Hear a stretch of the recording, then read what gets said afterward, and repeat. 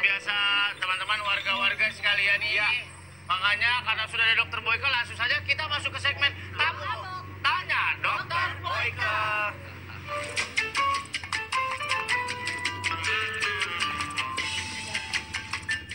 Baik, kita hari ini teman-teman akan membahas masalah. Saya. Dok. Saya kan walaupun saya nggak pernah berasa tua-tua banget gitu ya dok ya. Tapi teman-teman saya selalu bilang saya tua gitu dok. Saya yang tua ini yang saya belum alamin, apa saya udah alamin, saya juga nggak tahu mengenai puber kedua nih dok. Iya. Apa sih yang dimaksud puber kedua itu dok? Ya jadi kita kenal kalau pada wanita namanya menopause, tapi kita nggak sebut sebagai puber kedua ya. Puber kedua kan? Menopause. Wanita. Andropause pria. Nah ini yang sering disebut puber kedua pada pria. Andropause. Oh, menopause itu puber kedua? Bukan, dia istilahnya pada pria itu disebut sebagai menopause pada pria. Tapi sebenarnya sama-sama dua-duanya kekurangan hormon, penurunan hormon. Kalau perempuan menopause itu hormon estrogen, kalau laki-laki ini hormon testosteron. Nah yang kita mau omong... Bentar dok, saya agak nggak paham nih dok. Saya pikir puber kedua itu mulai genit lagi gitu dok. Nah karena hormon testosteronnya turun, laki-laki kan jadi nggak pede, rewel, genit. Dia ingin buktiin bahwa gue ini tua-tua begini juga masih banyak yang naksir gitu loh. Jadi dia cobain cewek-cewek yang muda-muda gitu. Keluhannya paling sering Cobain cewek-cewek yang muda. Ini gini, kenapa dok kalau sama istri kok gak bisa berdiri ya? Kalau sama yang muda-muda malah bisa. Nah, jadi artinya... Maksudnya jadi nggak sopan. Artinya bahwa dia itu tidak tertarik pada pasangannya tapi pada yang lain. Nah, itulah puber kedua. Iya. Lebih genit, lebih senang pakai minyak wangi, rewel, gampang sekali sensitif, moody. Nah, kemudian tanda-tanda fisiknya rambutnya mulai rontok, keringetnya mulai keluar, gampang sekali panas. Dan yang paling menakutkan adalah terjadi disfungsi ereksi atau gangguan ereksi pada pria. Tanda-tandanya apa dok? Kalau kita sudah mulai andropause tuh laki-laki tanda-tandanya? Ya tadi, disfungsi ereksi, rambutnya rontok, kemudian tidur juga tidak nyenyak, denyut jantung kadang-kadang juga nggak teratur. Sinkron ya. Nah itulah semuanya yang ditandain andropause. Jadi mudah rewel, tapi laki-laki menjadi genit, rewel, pakai lagi kayak kacamata cengdem, bajunya mulai yang orange, yang warna-warna begitu, sepatunya juga yang warna-warna ini enggak lah. Endorse dong. Tapi Kira-kira di umur berapakah puber kedua yang terjadi 50 tahunan. Ada yang bilang 53 sampai 63. Ini kalau wanita itu lebih awal 48 itu sudah mulai. Jadi ada sekitar beda 5 tahun sampai 10 tahun. Makanya mengapa kita selalu mengatakan bahwa sebaiknya wanita menikahi pria yang lebih tua. Paling nggak 5 tahun karena ada andropause sama menopause ini. Nah kalau prianya lebih muda, kasihan nanti kadang-kadang dia sudah menopause, prianya masih semangat. Masih dari perhitungan umur. Dari umur. Sesuai dengan hormon ya dok ya? Ini estrogen. Ini biasanya terjadi di usia-usia segini. Ya, tapi bedanya kalau ini telurnya berhenti kan, akhirnya dia tidak diproduksi, tidak bisa hamil. Kalau ini masih bisa membuahi, 70 tahun pun masih top chair, gitu. berbahaya. Tapi gimana caranya kan sudah mulai disfungsi dok? Iya, justru itu. Kalau dia masih mencoba, ya artinya kita ada juga hormon replacement terapi ya. Untuk wanita kita kasih biasanya hormon replacement terapi berupa pengganti estrogen. Untuk pria kita bisa kasih testosteron, jadi tetap gagah lagi. Oh bisa ya dok? Tetap iya. Dokter di mana prakteknya? Emang udah mulai andro? Banyak kunak-kunak. Iya. Erni mau nanya mungkin sama Dokter Boyke. Dok, itu tapi kalau kayak menopause gitu sebenarnya tuh di setiap orang pasti berbeda-beda kan ya dok? Di setiap orang berbeda, tapi rata-rata 48, 49 wanita sudah mulai masuk. Dan wanita juga sama, moody, gampang marah, berhenti haid, keringetan, tulangnya keropos, gairah seksnya jadi turun. Nah itu di sini kalau satu andropause, satu menopause ya udah ditolak-tolak melulu ya kan? Si lakinya, lakinya kadang-kadang mikir, nah lo nolak emang nggak ada lubang yang lain. Buat masuk ke hati orang lain. Ayo ngomongin masalah rumah tangga. Jadi riwekil urang euy. Baik, kita ke pertanyaan soal malam ya. Iya. Dari Wawan INF. Nih, Dok, gimana caranya nunda kehamilan tanpa KB? Gampang. Hubungannya sambil berdiri pakai meja. Kalau dia udah mau masuk, tendang aja mejanya turun gak jadi masuk. Bukan, ini bercanda ya. Ini bercanda. Jangan serius. sampai ngebayangin gimana ceritanya itu berdiri tendang itunya. Ya pas mau masuk. Pas mau masuk, kursinya diginiin kan gak jadi masuk. Nah begini, kalau mau nggak pakai KB, kamu mesti tahu masa subur dulu. Tapi syaratnya mensnya mesti teratur. Masa subur itu hari ke-11 sampai hari ke-17, di luar itu nggak subur. Jadi hubungan seksnya adalah misalnya di luar hari ke-11 sampai hari ke-17. Biasanya nggak hamil. Cuman sayangnya kadang-kadang kalau wanita itu orgasme, telurnya matang, keluar juga. Gagal lagi KB-nya. Satu. Yang kedua dikeluarin di luar. Iya. Nggak masuk ke dalam, keluar di luar. Aneh kan? Masuknya ke dalam, tapi keluarnya di luar. Kadang-kadang orang nggak bisa ngerti. Masuk di dalam dong, keluar di luar. Maksudnya apa gitu? Maksudnya itu. Orang sering nanya kalau aku jelasin masuk di dalam, keluar di luar. Nggak masuk akal saya dok. Maksudnya tuh pas mau keluar di luarnya. Jangan di dalamnya. Karena di dalam dia bisa hamil. Gitu. Tapi susah juga ya dok kalau kayak begitu kan masalahnya saatnya kapan refleksnya itu. Iya. Kenapa gue jadi nyimaknya beda kalau dia ngomong? Karena kalau orang lagi hubungan, justru kalau lagi kepengen itu bukan ditarik harus dikeluarin di luar tuh nggak mau, pengennya orang sudah bilang didedetkeun gitu. Jadi keluarlah dia di situ. Tapi bukan jaminan juga dok ya kalau keluar di luar itu nggak akan jadi gitu, bukan jaminan juga kan? Ada Kadang-kadang ada tetesan daripada kelenjar Cooper namanya yang bisa bikin dia hamil. Kalau telat, Tetesan dari ada pelumasnya itu mengandung sperma lah. Oke, ini pertanyaan berikutnya nih dok. Dari Irsyadi Al-Fajri. Apakah mencukur ulu nggak apa-apa dok. Oh iya, apakah mencukur bulu Ini kan, kemaluan sampai habis baik dalam kesehatan dok? Nah, itu dia ya. Kadang-kadang wanita tuh aneh.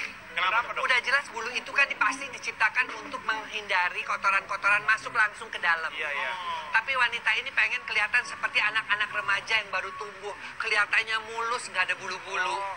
Ya, waxing kan dok. nah itu dia gitu loh. Itu kalau wanita dok, kalau laki-laki yang melakukan itu suatu keanehan atau enggak dok? Enggak juga, tapi cuman tetap kita harus tahu bahwa Tuhan menciptakan bulu-bulu itu Pasti ya ada untuk maksudnya, ada menyaring tujuannya, kotoran-kotoran yang masuk. Jadi nggak usah sampai habis. Apalagi Istilahnya kalau misalnya mau dicukur ngebob aja gitu. Setengah pendek gitu loh. Cukur model-model tentara gitu kan nggak pendek.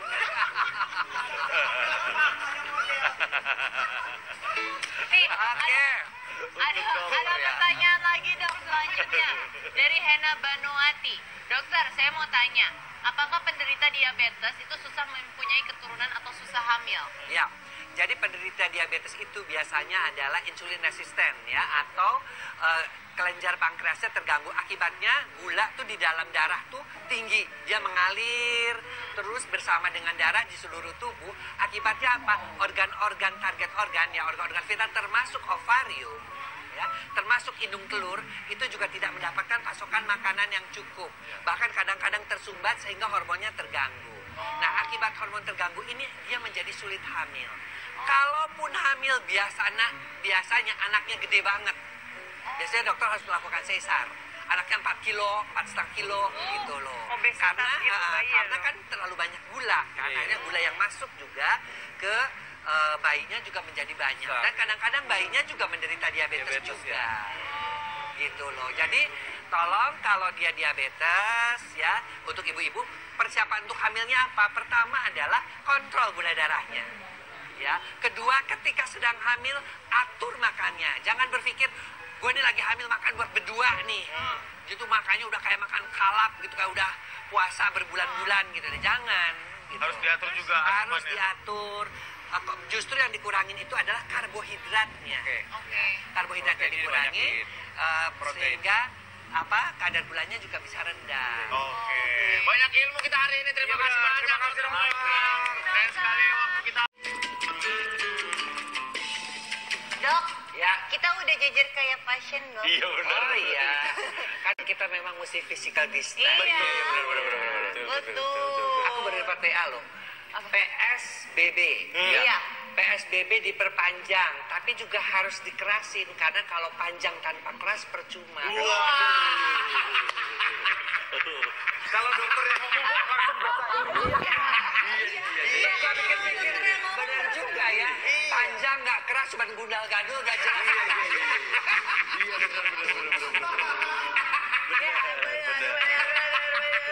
Iya. Tapi sehat kan ya dok ya? Alhamdulillah.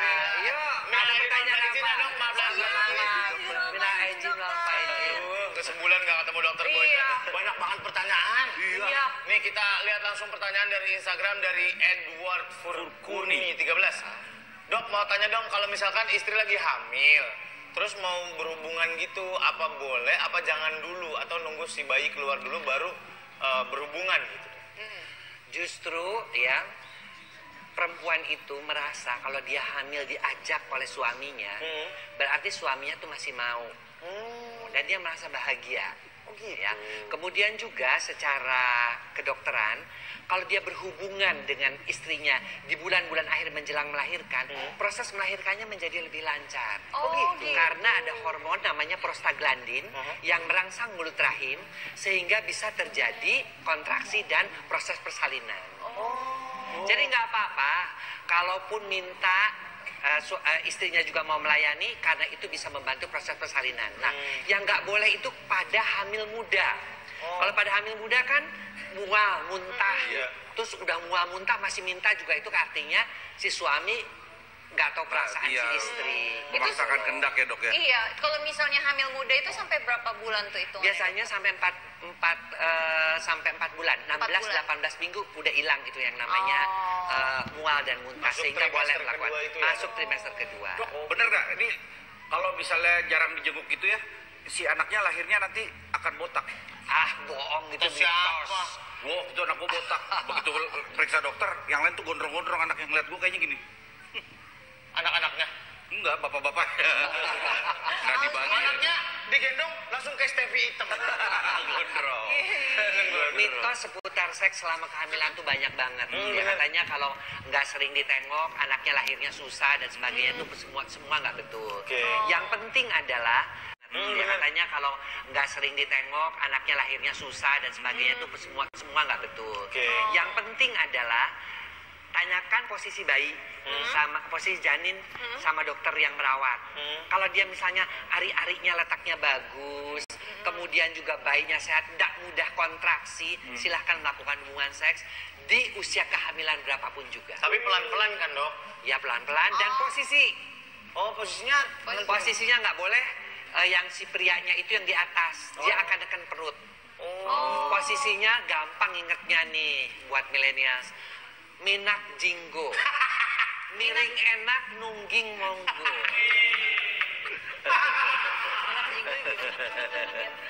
Posisi yang paling boleh memang seperti itu. Kodenya gitu guys. Mah, hiu.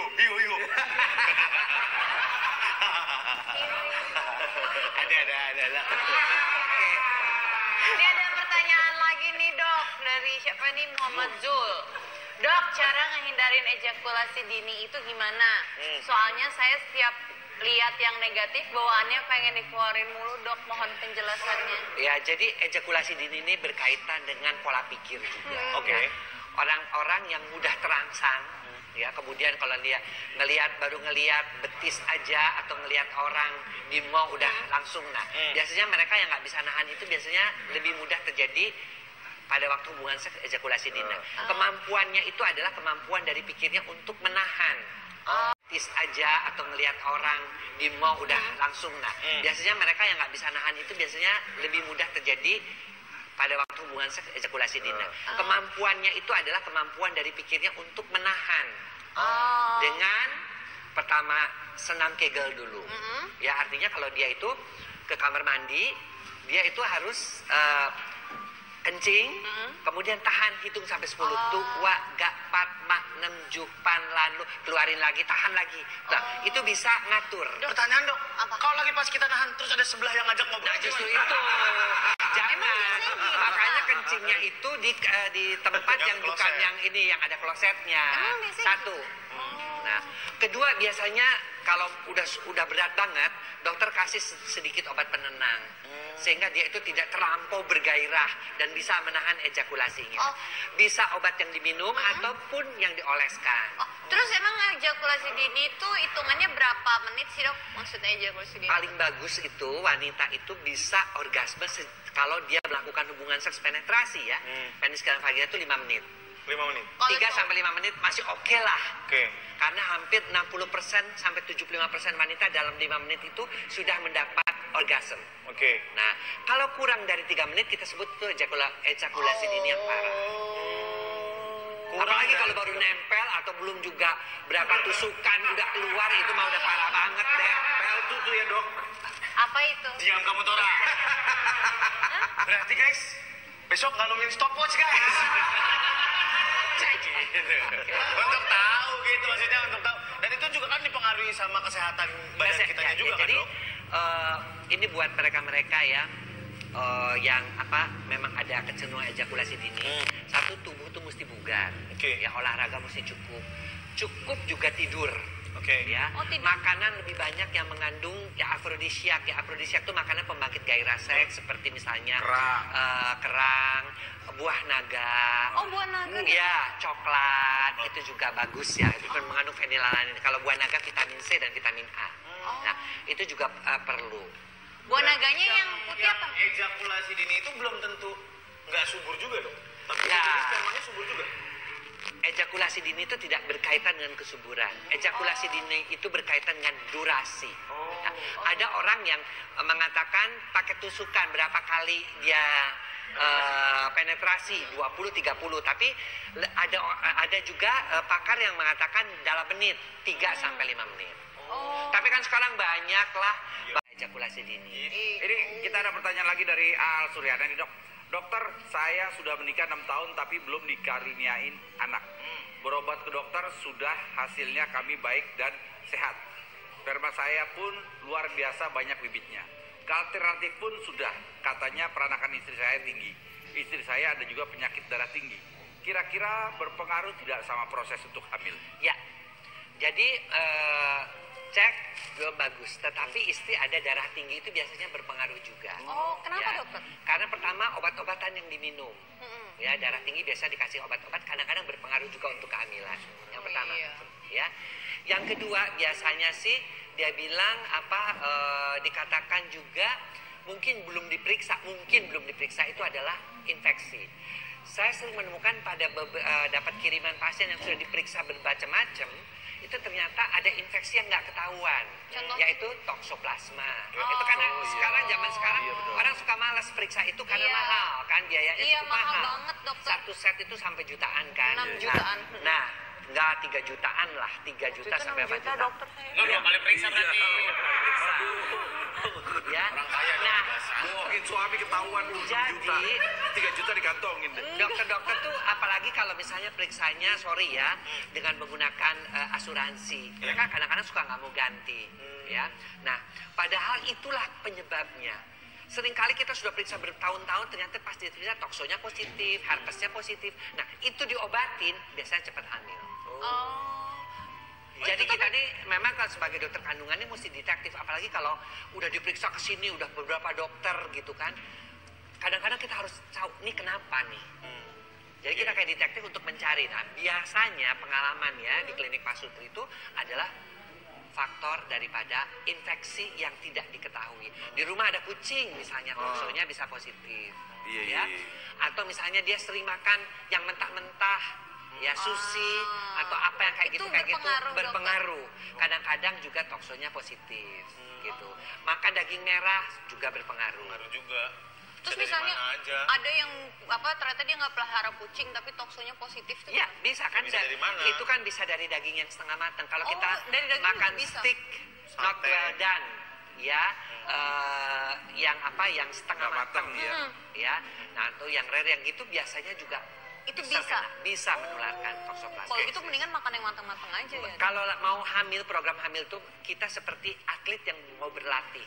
Jadi kita mesti siapin dulu, hasilnya mesti bagus. Berat badan juga nih ya, bukan mereka yang mau hamil, tolong betul-betul gampang aja. Kalau untuk perempuan, tinggi badan kurangi 110. Kalau untuk laki-laki, tinggi badan kurangi 100. Gampang ngitungnya.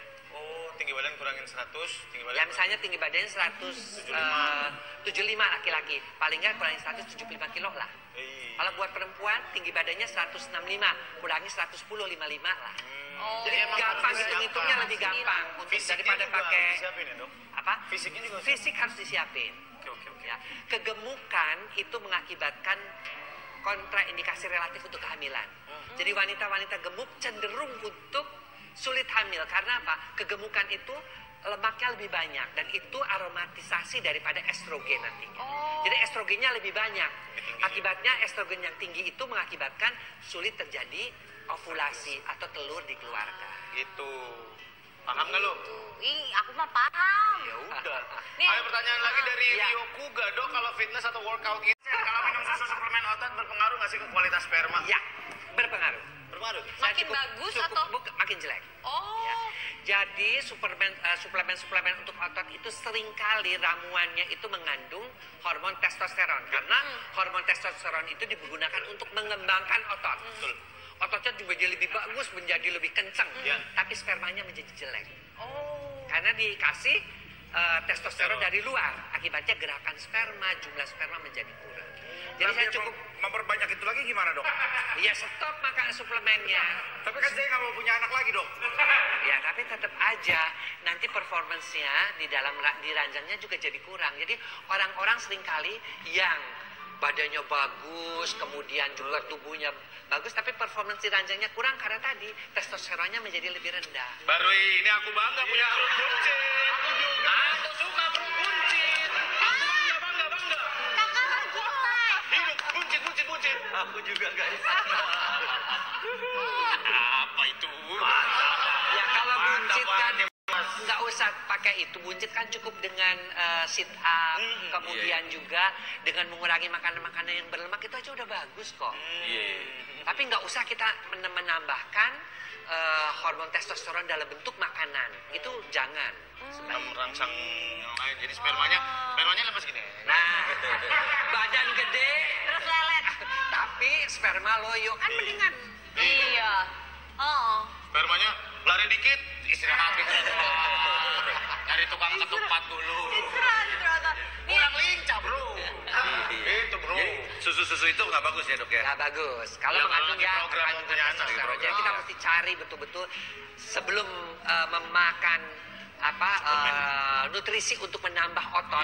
Lihat dulu ingredientsnya apa. Dokter nih ada lagi nih pertanyaan nih dari 08784500. Kalau misalkan istri lagi datang bulan, apa boleh melakukan hubungan suami istri? Kalau udah akhir-akhir datang bulan terus melakukan hubungan suami istri, apakah ada kemungkinan hamil?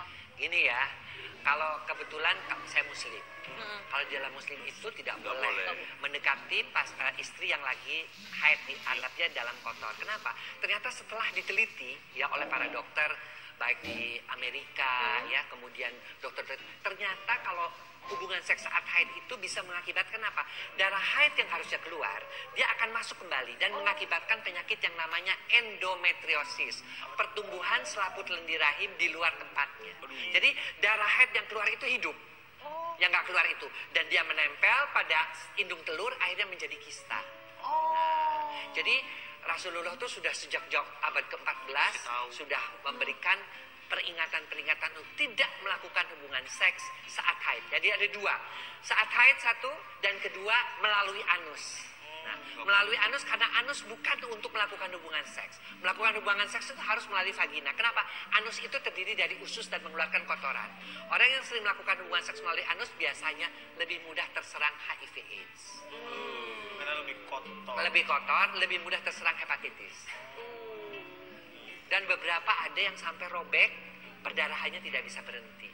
Karena usus itu tipis, berbeda dengan dinding vagina. Itu penelitian. Itu kan ya. terusan dari usus 12 jari. Usus sekum, usus ya, usus besar. Akhir usus ya, besar. anus, usus besar. Ada telepon ini. Halo. Halo.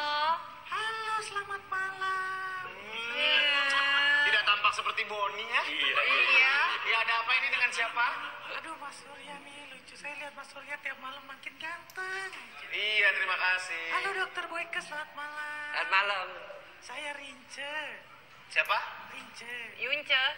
Rince. Lince. Iya. Saya ada pertanyaan boleh? Bisa pakai suara biasa nggak? Kan Iya. speaker lu di sono, gua nggak dengar. Memang begini suaranya, mohon dimaklum. Apa? Iya, apa pertanyaannya? Saya ada pertanyaan, tapi ini pertanyaan titipan, nggak apa-apa ya? Apa? Ini pertanyaan titipan. Titipan, titipan. pertanyaan titipan Boleh, boleh boleh, aja. boleh. Kenapa? Ini titipan bapak-bapak. Mm-mm. Pada nanya, kalau masturbasi itu mempengaruhi alat kelamin pria nggak ya, dokter? Masturbasi kenapa? Mempengaruhi besar kelamin pria itu benar nggak ya? Mempengaruhi apa? Besar alat kelamin pria. Besar alat kelamin pria. Jadi gini ya, onani itu lumrah ya, karena kita penelitian juga menunjukkan bahwa 98-99% laki-laki itu melakukan onani, terutama ketika mereka masih remaja. Ya. Nah, tapi apakah ini akan mempengaruhi besarnya alat kelamin? Tidak ada kaitan. Nah, hanya orang-orang yang melakukan onani muda dan sering itu mengakibatkan kecanduan. Astaga! Bisa kecanduan dok. Kecanduan sehingga ketika dia menikah dia lebih menyukai melakukan onani sendiri daripada berhubungan seks dengan istri. Itu kita teliti sekitar 66% laki-laki yang begitu. Banyak berarti. Ya. Sementara wanita juga yang biasanya melakukan onani, mereka juga 44% masih melakukan onani meskipun dia sudah menikah. Makanya harus ada komunikasi itu. Komunikasi yang baik. Makanya buat sesekali memuaskan gitu. oke. Kalau saya mengatakan kami kan belum menikah, oke sesekali, seminggu sekali itu masih dalam batas-batas yang normal.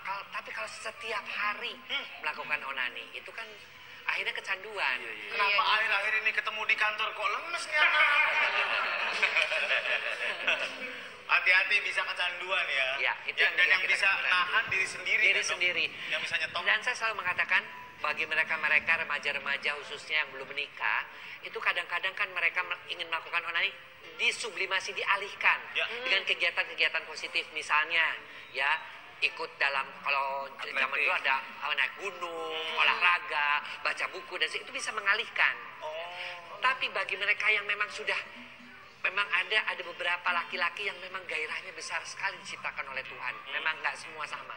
Nah itu ya oke lah, tapi jangan sampai setiap hari. Katakanlah seminggu sekali, 2 kali, atau mengikuti siklus daripada pembentukan sperma itu sendiri. Sperma itu dibentuk dalam 3 hari, 3 hari dikeluarkan. Oke lah, seminggu 2 kali. Jadi pabriknya ngos-ngosan dong. Nah itu dia. Sementara demandnya banyak sekali. Nah itu dia. Akhirnya.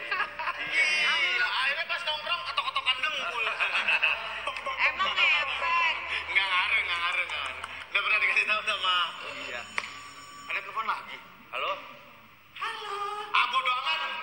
saya kok nggak dapat pulsa? Biasanya kan dapat pulsa, Mas. Iya dapat pulsa nanti ya. Nanti kita akan umumin dulu untuk orang-orang yang tadi udah foto virtual bareng kita, ada 3 kandidat yang akan menangin